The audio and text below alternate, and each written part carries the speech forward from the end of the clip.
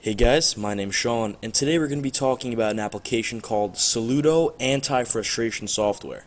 Now, this application is really cool because a lot of people don't quite understand what startup applications are and what kind of effect they can have on the computer.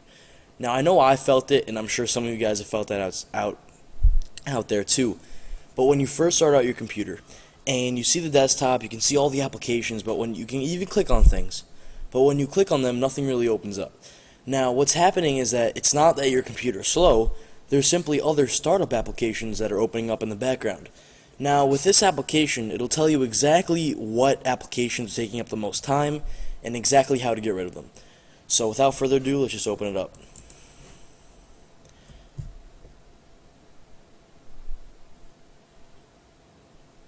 And there we go. As you can see right here, it'll show you usually three or four stacks of applications that generally take up a lot of time. Now, the first stack is going to be no-brainers, as they put it, which should be really easy to get rid of and you won't really miss them.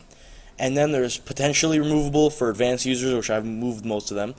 And then there's also another stack called required, where you can't really do any of them here. And then this last stack over here is the ones that you have removed or paused or delayed. Now, let's just go ahead and look at all these. Windows Live Mesh, Steam, all these other stuff.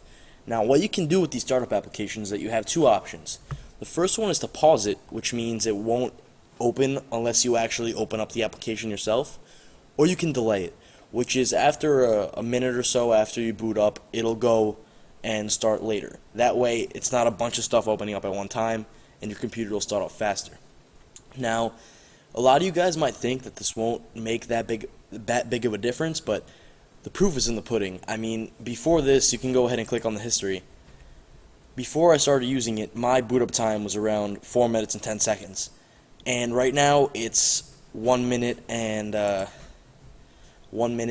52 seconds, which is a very, very big difference. It actually, I immediately started noticing a difference.